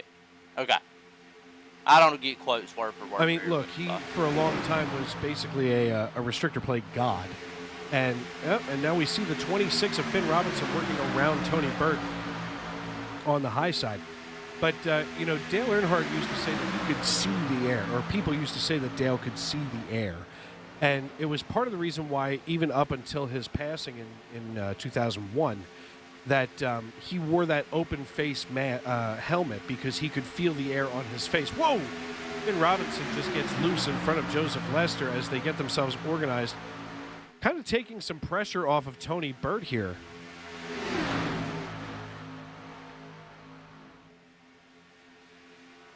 Those Jackdown Motorsports cars are fast tonight, though. They are. I don't know who built their setup, but you know, a lot of time. Oh, we are 3 wide with Austin Story, the meat in the middle, as Brandon Minto holds the low line. My God. The 38 of Doug Argabright on the top side. They get themselves reorganized. Lauren Jones in the number 11 Cheetos machine holding together in 7th position right now, being pushed along by the 31 of Aaron Mack. Bobby Blazer now in this lead pack, pushing along. I'll tell you what, as I was just saying, I'm not sure who built the setup for those Jackdown Motorsports machines tonight, but wow, are they ever quick.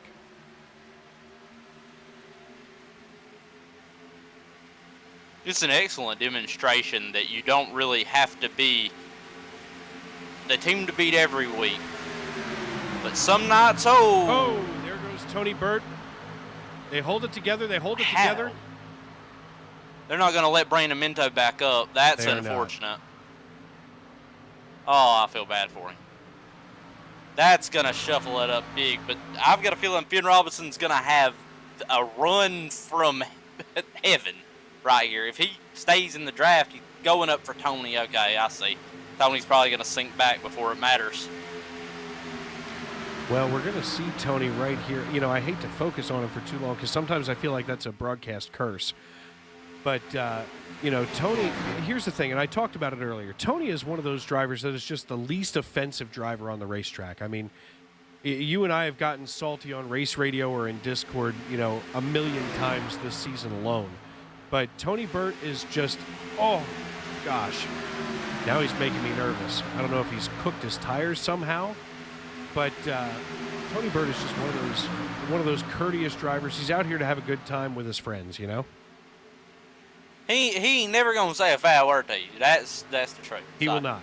He will not. He is definitely not you or me. All right. You and I are the people. If we ever go somewhere really fancy, like if we ever had like an SNN banquet and everybody's wearing, you know, black tie and tuxedo and whatnot, we're the ones that they have to be like, all right, guys, listen, behave. There's cloth napkins on the table. If there's cloth napkins on the table and more than one fork, I know that I need to behave. I'm just glad I can kind of flick it on like a light. I mean, you can too. We get inside of the booth and it's just easy going, right? Right. Then on track. Listen, I am so at ease right now with the world that's not even funny. It's actually kind of gross. Last night, you know, you can say what you will, but I was in Discord last night screaming hysterically, stuck where I was. Oh, Two my. wide lap cars. Oh, my. This is a close one. Holy Christmas. The leaders managed to get through. Does everybody else get through? Yes, they do. My God. Crazy. With 10 to go, that was our about 15th Code Brown moment of the night. Now it looks like Tony Burt behind Lauren Jones. Lauren Jones running in 5th position. Finn Robinson being timed in 4th. And, you know, every time I look here at SDK and I'm looking at iRacing timing and scoring, I think to myself, oh, Zach Brinker's leading. Austin Story's in 2nd. Joseph Lester in 3rd. Lauren Jones in 4th. And Finn Robinson in 5th. But when you look at them on the track, on a restrictor plate track, I mean, it's not even close. Right.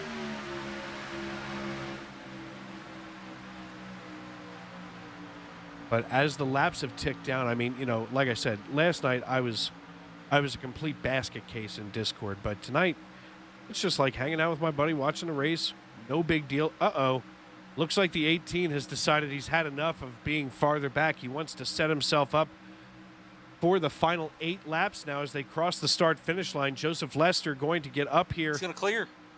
Now the question is, does Joseph Lester do that thing where he gets up here and dumps down onto the low line, saying, "Listen, screw you" to my drafting partner? Oh, 3 wide. What? Uh-oh. A little bit of scary moment here.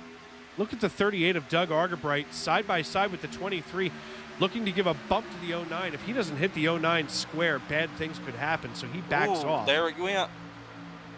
3 that was almost wide the turn. Whoa. 3 wide with Bobby Blazer, the meat in this sandwich. Bad things are about to happen here in this top 10, I'm sorry. Oh, there it goes. Oh. The 38 and the 11 go down below. The 38 disappears. Tony Burt. We're going to stay green. 31 of Aaron Mack. We are still green with 7 to go as Austin Story has crashed.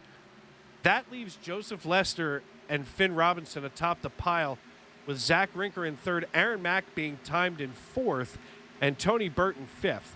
Tony Burt now working his way around Aaron Mack in the 31 machine.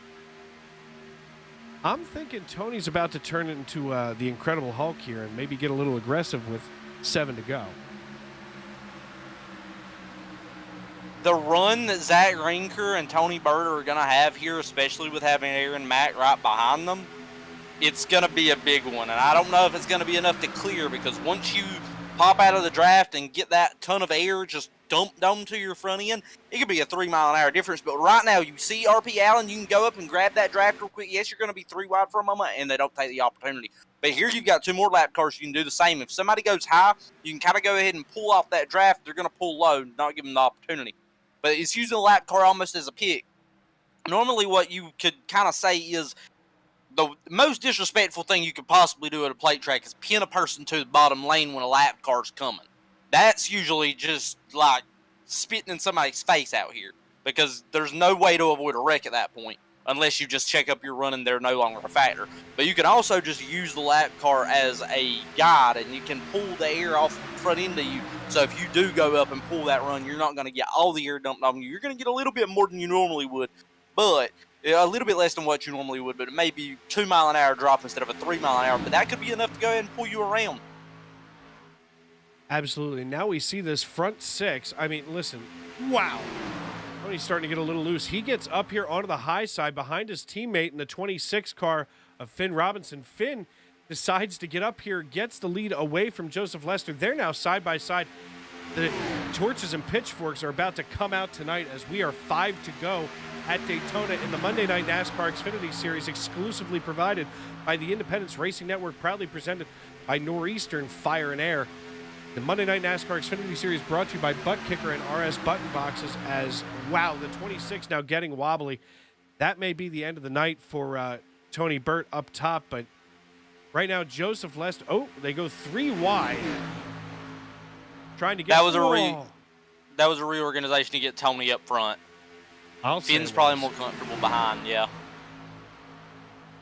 I'll say it was. The question always becomes, when you're the pusher, last night, as a matter of fact, Emily Urias and I were drafting together, and I said to Emily on the radio, I said, listen, I said, you get up here, I said, as soon as you clear, I think it was Wyatt Fink. In fact, I was stuck around Wyatt all night. But I said to Emily, I said, as soon as you clear him, I said, then we'll move down. Because to me, if I'm drafting with somebody and we're working really well together, I want them behind me when I drop down. I don't want to have to rely on somebody that I just pissed off.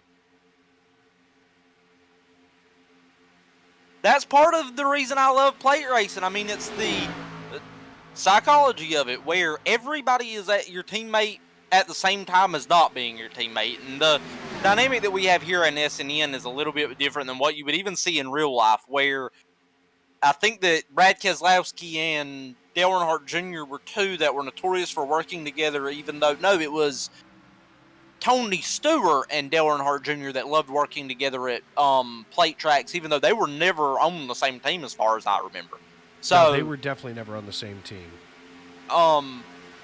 Even though they're not on the same team, they're still almost allies every time they go to a plate track. So you're in a situation where, yeah, the guy behind you isn't on your team, but he might be your plate track buddy. So Here we have a different dynamic where you kind of have your 4-man teams and you work together and you're extremely loyal. Personally, I'm more of a open type fan where you have that type of dynamic where sometimes you just end up making a buddy for that one race, for these 70 laps that you're on the track. They're your best friend.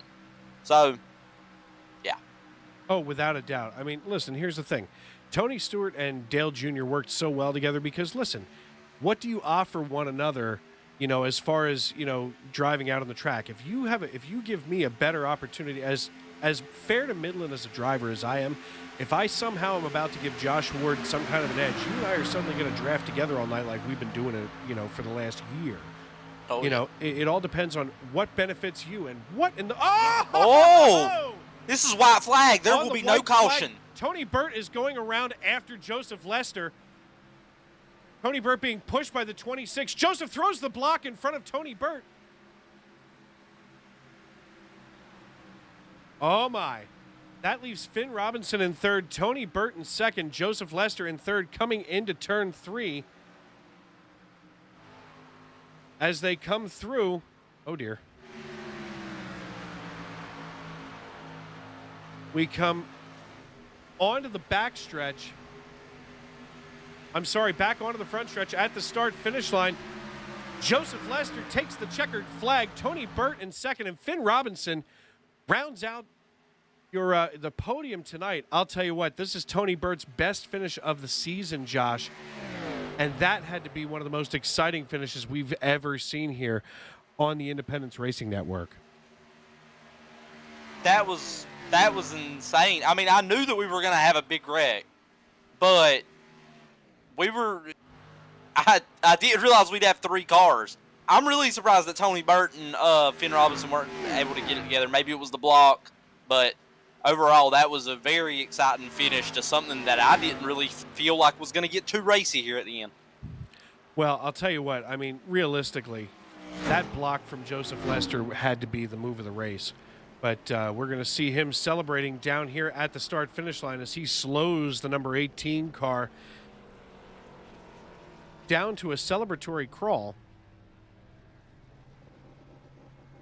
Obviously, he is going to get down here in a hurry and get himself nice and settled up. Obviously, the two Jack Dow Motorsports machines of Tony Burt and Finn Robinson getting it done. Well, I'll be honest with you, Dave. Interviews are my least favorite part of being in the booth, so I think I'm going to go ahead and take my leave. That was a wonderful race, and I'm glad I was actually able to take part in it, even though I was wrecked out, you know? Listen, man, I appreciate you taking the time and hanging out here in the booth because, sometimes I get a little bored up here in the booth sitting alone, so I appreciate you, brother. Yes, sir. That was Mr. Josh Ward, driver of the number 1 Chevrolet. And we're currently waiting for Joseph Lester in the number 18 machine.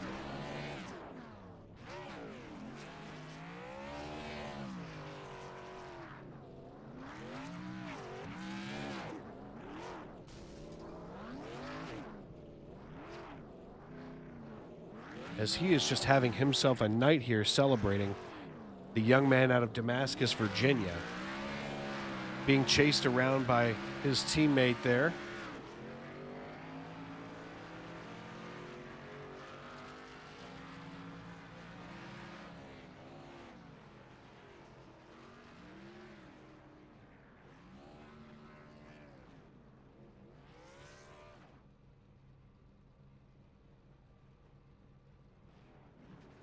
And getting ready to get a hold of Joseph Lester. Joseph Lester, Dave Regal up in the broadcast booth. You got a copy?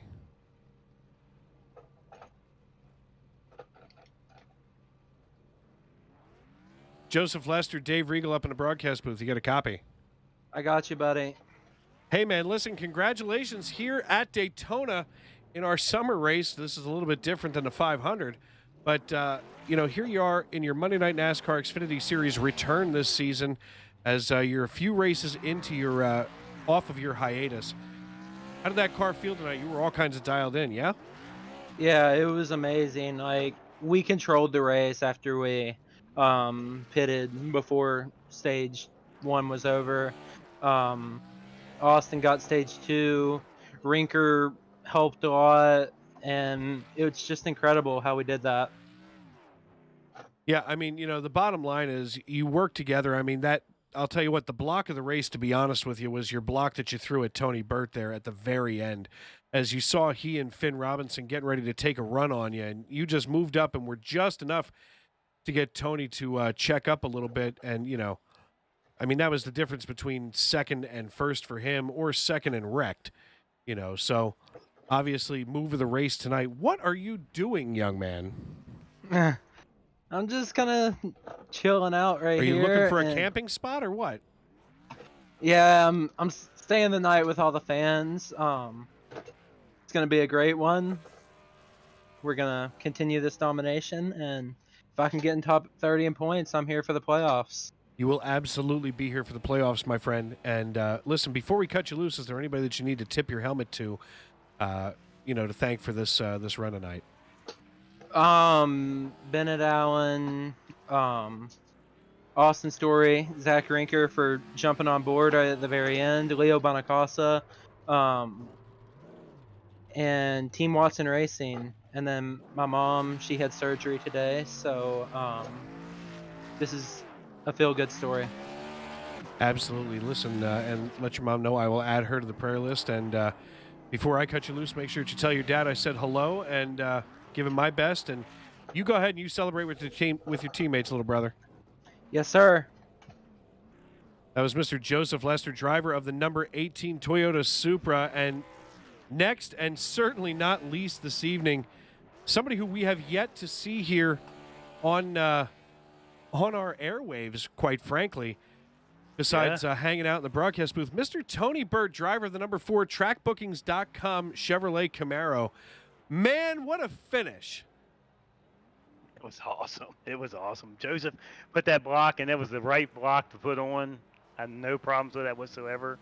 I probably should have moved down as soon as he moved up, but it happened so fast. I was being pushed by my teammate, and I just didn't have enough time to think about it. Listen, I just got done telling him that block had to be the move of the race because really that was the difference between the win and being wrecked for you. I mean, you and Finn had the run, and it was a massive run at that. But unfortunately, Joseph, it's almost like he has a sixth sense for when it's time to flinch, and he did, and, you checked. But, at the end of the day, here you are, second place on the podium. I mean, how are you feeling? Feel great. I tell you what, my wife, her daddy died in June, and he used to get down in this race car. As you know, I got a full race car chassis, so he used to get in this car and drive, and it made him so happy. And his birthday would have been today, or it is today in heaven. So thankful to. I would have wanted to bring the win home for him, but second place, I'm sure he's happy by two. I think it was 0.2 of a second or 2/1000 of a second. I'm just elated, and I'm very happy. I haven't had the most luck in the MNN or the SNN series, and this has been a dream for me, and I'm glad. And I couldn't have done it without Finn. He pushed me. I don't know how much you all paid attention, but from the very beginning of the race, we said as a team, they said we're gonna push Tony to the win, and because I needed this win to be in the playoffs, and he pushed me the entire race. I mean, his bumper was on my bumper the entire race. Oh, trust me, we were watching you for a very good portion of the race. You can check that out, of course, on the YouTube.com replay. But listen, man, congratulations on the P2 finish here on the podium for your late father-in-law. So glad that you could bring that home for him in heaven. And before we cut you loose, is there anybody else that you'd like to tip your helmet to for this performance tonight? I do. I want to thank Finn for pushing me, obviously, and John for putting this great race setup together. And this is a lot cleaner Chevy. Did great tonight. It just felt good the whole race. It even got into a little bit of a banger there with Rinker, I think, and it didn't even affect the speed. I couldn't believe it, but I am so thankful. I want to thank God. This is all because of God. My wife allows me to come down here in this basement garage and race this car day in and day out, and we have a great godly relationship. And if everything else went out the window, Dave, the most important thing is I'm saved, and I just want to let everybody know that glory to God, he's the reason that we're doing this, and he's the reason that anything happens from first to last. It's all because of God. And if everybody can do me a favor and just buy a veteran a breakfast, a lunch, or a dinner this week sometimes when you see them, that would be wonderful. I just thank you for your broadcast and thank you guys for everything. Praise God, my brother, and God bless you. And we will see you next week at, I believe, you know what? I just forgot where we were going. I believe, yeah, we're going to Darlington. So Darlington. we will see you next week, brother. Sounds good. Take care, Dave. All right. That was Mr. Tony Bird, driver of the number 4 Chevrolet, finishing second tonight. Glad to have him in with us. And last but not least here on the podium is Mr. Finn Robinson in the number 26 Chevrolet Camaro. Finn Robinson out of Shropshire. You got a copy, brother? Yeah, I can hear you. Hey, man, listen, glad to have you with us tonight. Congratulations on the P3 finish. You were definitely teammate of the night here, pushing Tony Bird around. Sure. Right from the get-go, I was given the heads up last week with the playoff situation. I'm not a full-time driver. I jump in the rig when I can, and I heard about the desperation that these guys needed for the playoffs, so I figured I'd step in and help out where I could. Unfortunately, just one spot short there at the end. Good block there towards the end. You know, if I was in his shoes, I'd have done the same thing. But just unfortunately couldn't quite execute at the end. But P2, P3 for the team, you know, we can't complain with that. No, I mean, you guys over at Jack Dow Motorsports are always, you know, very competitive and very consistent. And, you know, John has assembled quite a team over there. Of course, now I know John and Tony are racing in a full-sized, you know, sim. Now, what about yourself? Now, I'm on the good old budget Logitech G920, just mounted to a desk and kindly gifted from Tony, funny enough, some Fanatec CSL pedals that he managed to ship out to me with me being overseas. Very grateful for that, and it's made a world of difference. And I just can't thank John and Tony enough, the team, everything we put together, all the hard work we put in. It's really starting to pay off, and this result proves it. We'll get there at some point, and hopefully some point soon. Absolutely, Finn. And listen, before we cut you loose, is there anybody else that you'd like to tip your helmet to for this run tonight? Yeah, so I'd just like to obviously shout out Jack Dow Motorsports. Great organisation, building sim rigs, you name it, we've got it. Follow our Facebook page, Jack Dow Motorsports. We're doing a bit on YouTube as well, so if you want to head over and check out some of the kind of rigs we got there, they're on YouTube. Shebden Cranehire, my dad, helping me support me with my sim racing and my racing in real life. Ever grateful for him. And the league owners, the league admins that put all the time and effort into this, thank you for running such a great league. And yeah, God bless. All right, my brother. Well, listen, God bless you, and have a good night, and go celebrate with your teammates, brother. 100%. Thank you very much. Thank you. And that, of course, was Finn Robinson, who managed to finish third on the podium tonight as he pushed his teammate, Tony Burt, to the P2 finish as they finished behind, of course, Mr. Joseph Lester. So quite a night tonight.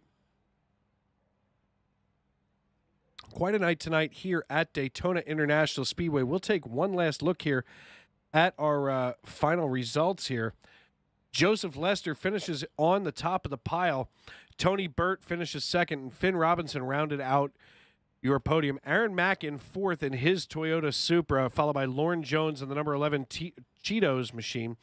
Matt Mackin finishes in sixth. Bobby Blazer, Jackson Derby, Zachary Vaughn, and Chad Sanner in the number 59 Black Rifle Coffee Chevrolet round out your top 10. Andrew T. Jones in his debut here finishes in 11th. Zach Rinker in the 09 finishes in 12th.